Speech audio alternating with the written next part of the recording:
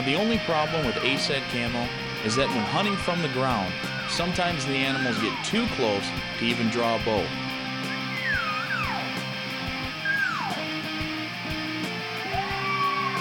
That's what happened to Jeff here. The bull ran by at about 5 yards, and instead of trying to draw and spooking this bull, he decided to pass and let it head over to Rob. Rob made a great shot, and the first bull of the morning was on the ground.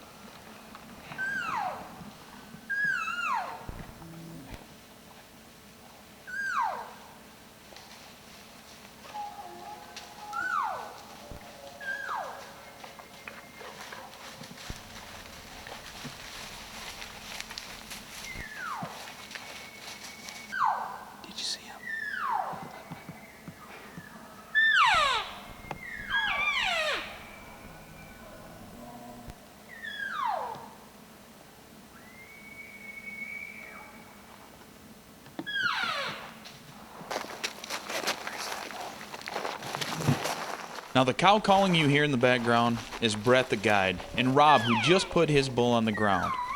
All of the bugling you hear, well, that's the real thing. The guys are covered in elk, and only about 10 minutes after Rob, Jeff got his opportunity at a Colorado bull.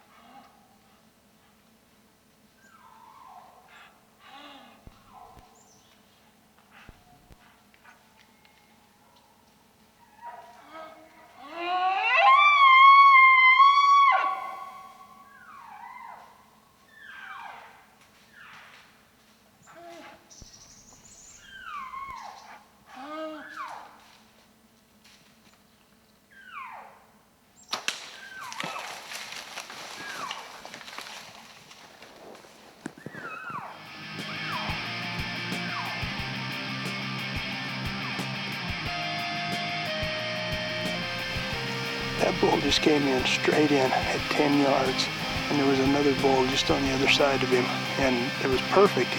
But he was facing right to me, so I shot him just off that right shoulder. And I mean, when he left, it looked like somebody opened up a zipper on him, and the water was running out. He ran right over there. He's piled up already. That was incredible. Now in most elk hunts, if you're lucky enough to get 2 elk on the ground in the first morning, you call it a day. And since Ryan was running the camera, his bull was back at the lodge. So technically, day number 2 should have been over. But with elk still bugling everywhere, Jeff offered to trade Ryan his bow for the camera. And well, let's just say there's a lot of elk at the Cross Mountain Ranch. This portion of ASAT Nation is brought to you by 24/7 Supercharged Granular Scents.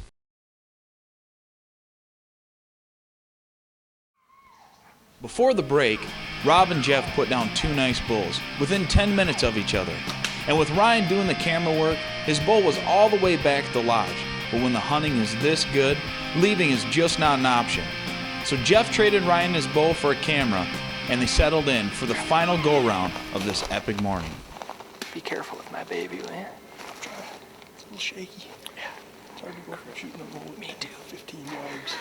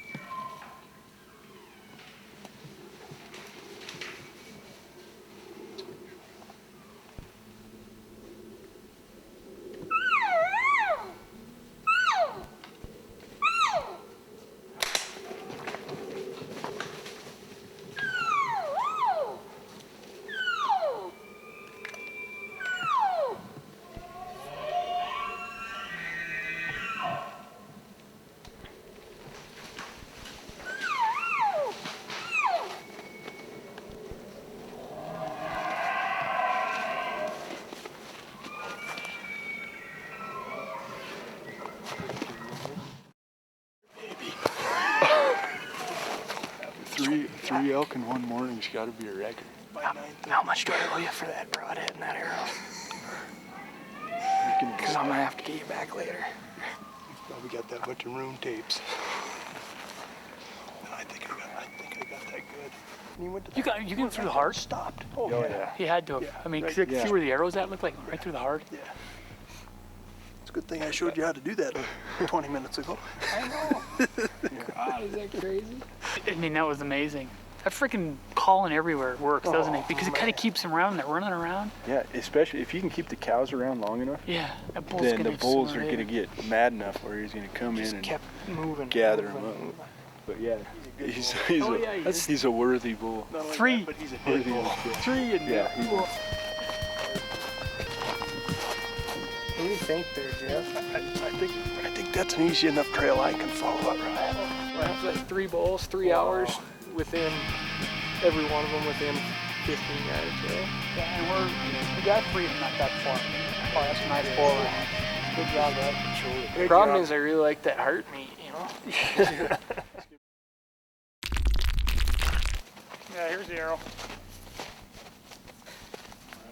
Not even broke, not lost. Nope. Cool. Beautiful, wow. Where were we at?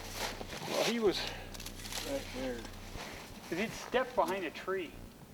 I think it was when he stepped behind these trees when I shot him. look, right here. Yeah. Yeah, he came right here. I shot him right here. Rob Smollack, ASAT camouflage. I didn't miss today. We figured 3 bulls in 3 hours is what we thought.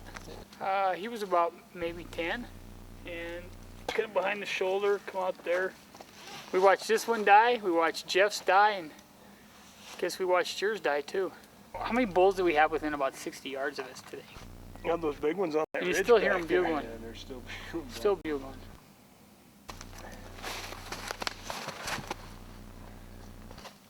The other part broke off in him, huh? Yeah, it's in him. Jeff, what you shooting, right side or left side? Right side. On Right side. A little bigger than the one we got last year, all right? Hey man, you set a goal and you stuck to it. Next year's gonna be a little tougher to beat, though. Well, that's the problem. You keep one up in yourself.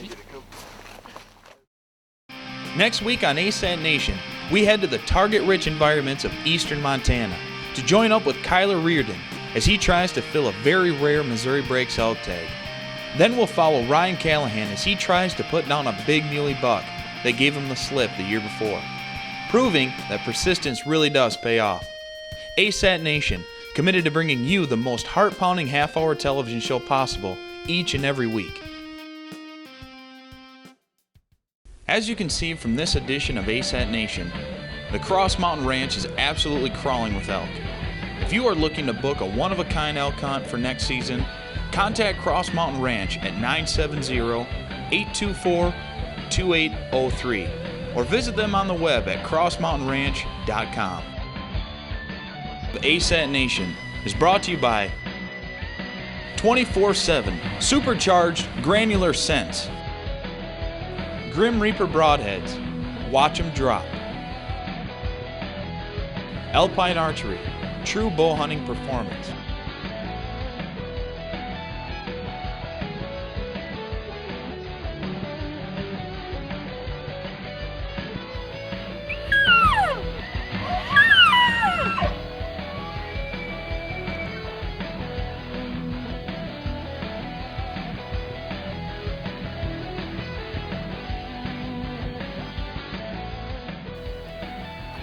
What do you say there, Rob Smollack, ASAT camouflage? I didn't miss today. That's what I've been telling you, within like 10 yards. That's the easiest. I guess that's what the camel's for.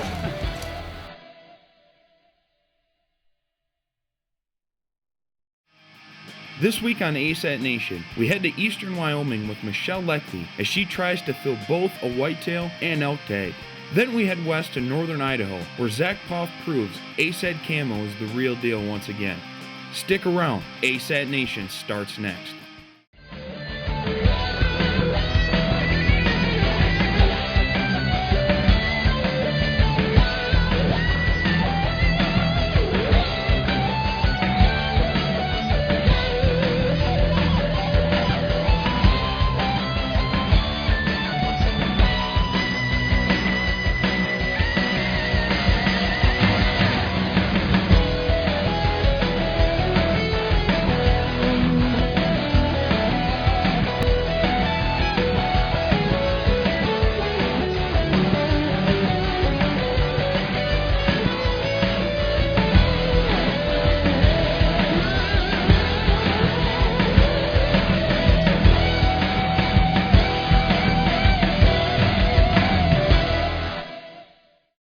ASAT Nation is brought to you by Grim Reaper Broadheads, 24/7 Granular Scents, Alpine Archery, Montana Black Gold, Ripcord, Hunting Science, and ASAT Camouflage. The Black Hills of eastern Wyoming is an area Michele Leqve is very familiar with. Two things are guaranteed in this part of the country: breathtaking scenery and lots of game. With lots of big country, doing a little pre-hunt scouting is key to a successful hunt, something Michele knows all about. We're sitting looking over this basin, and we've hunted this before. Up in these trees, we put tree stands up in there, and right now, this morning, we wanted to sit here and see what deer, if there was some nice deer out in here, any nice bucks, and find out which way they're going up. And yesterday we looked, and there's a couple really good trails down there where you could just see where they're pounded, where they're going up in the woods. So we're trying to figure out where we're going to put our tree stands, at least to start. There's not a lot of deer here right now. We're hoping maybe more will come in. But for starters, we had to make sure that we looked at this basin to see where they're going to be at. And we're also looking for elk as well, since I have an elk tag.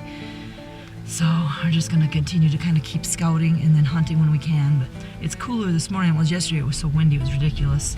And now, like I said, when we get done here, we're going to go down and try to put up a couple tree stands in a couple different spots. And hopefully maybe this afternoon we'll be able to sit and maybe hopefully see some deer. But there's not a lot here right now. But at least I'm trying to see what's out there. I see some down there right now.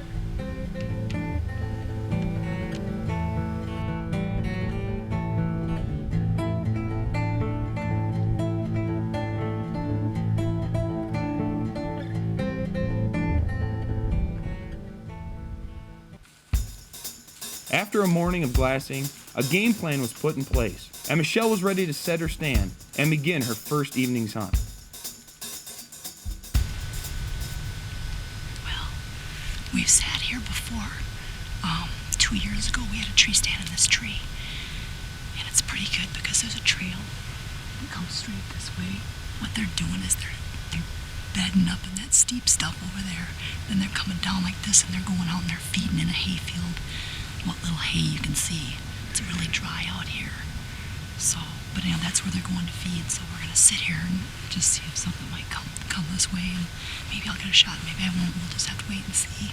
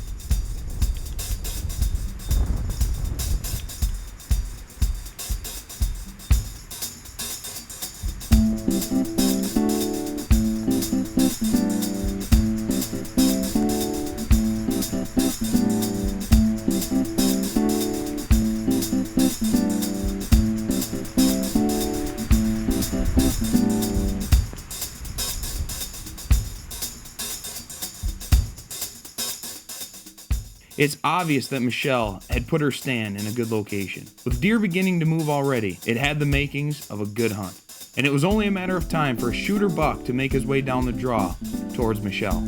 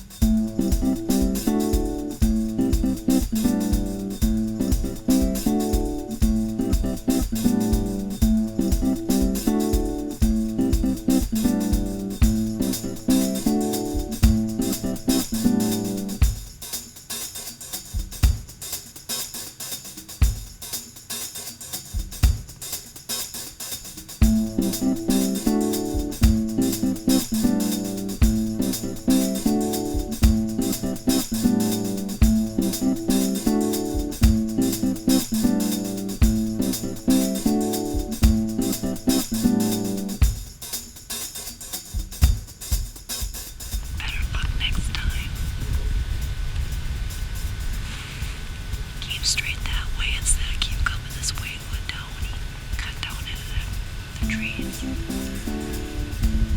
If he cut up and go like this, I might get a shot, but if they're heading down to the field, I'm sure I won't. They look pretty nice.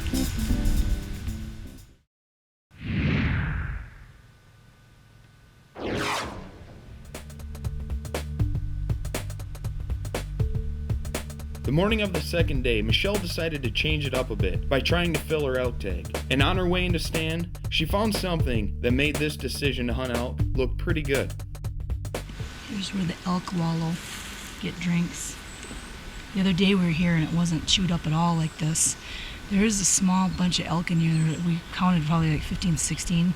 Probably, I think there's 3 or 4 bulls that we heard, different bulls. So we haven't been lucky enough to get an elk yet, but the other day this wasn't chewed up at all. Now they found it, so maybe more elk are coming in. We haven't seen them all yet, but this is where they wallow and carry on. And it smells great, actually. It smells like the elk. I love it. Heard this really weird screech, and we thought, what the heck is that? We didn't know, and so we kept coming. And I said, was it a mountain lion? And Jim said it almost sounded like a bear cub. And then we came down here, and right there is a fawn. So there's been a mountain lion here, and he's got to be close by. And this poor fawn is laying here, and oh my God.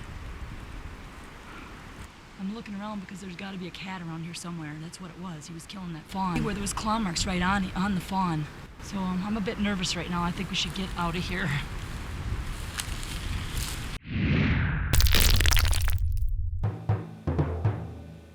Michele has spent a ton of time in the woods bow hunting, and her hunch that a big cat was in the area hunting as well turned out to be right on. And a bit hair-raising.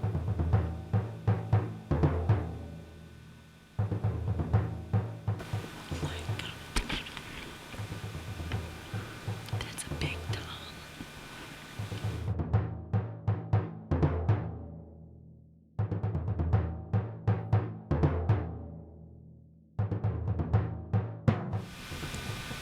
And all of a sudden it came up, I saw his tail, and I'm like, oh my gosh. That was so cool. I can guarantee that's what killed that fawn down there, because it's just right up the draw up here. That's what it was. After a memorable day in the woods, seeing lots of game and a freshly hit elk wallow, Michele was sure it was all a sign of good things to come.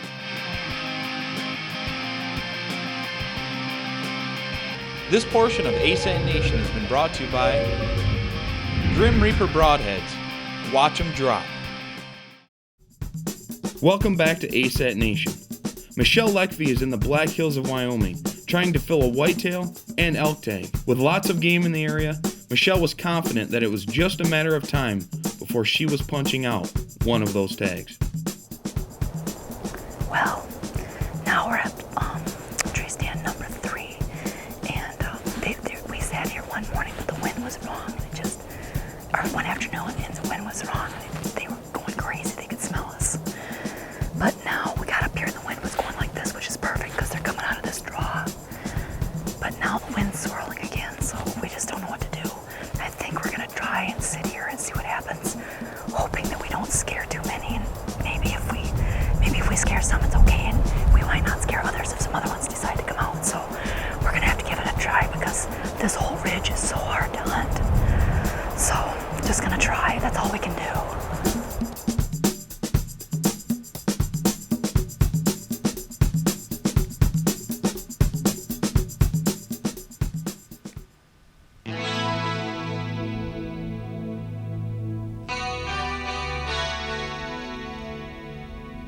Elk right there. I see one.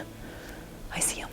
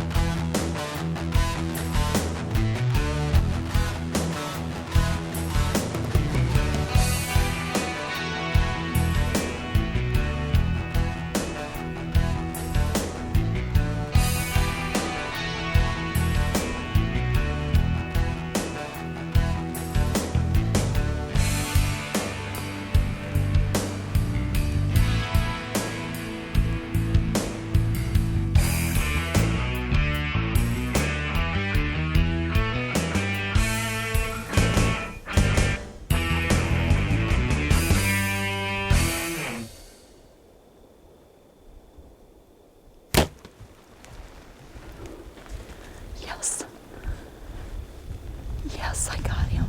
Oh my gosh. He's going down right there. Oh my gosh, I got him. Oh my. I got him. Yeah. Oh my gosh, I'm shaking. He didn't even go. Oh my gosh, 40 yards. Oh my god. Oh. Thank you, honey. Oh, I made a perfect lung shot. He just toppled over and he's right there. I can't see him, but he just toppled.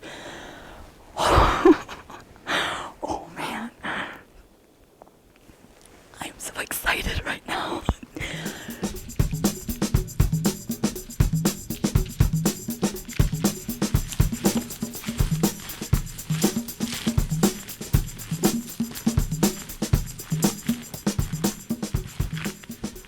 He stood right here. Right here with a shot. Now look at, he went right there and there he is. 45 yards away.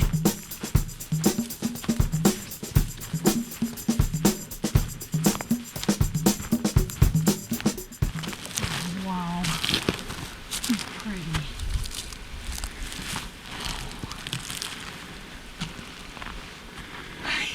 He's a 5x4. Oh, look at you. He's beautiful. Well, here he is. We've been hunting elk and deer out of here, hoping that maybe an elk or deer would come down through here. And here this guy came. And I got my second elk. Pretty excited. This is the same stand we sat in last night where the mountain lion came through. And came right in back of us there. So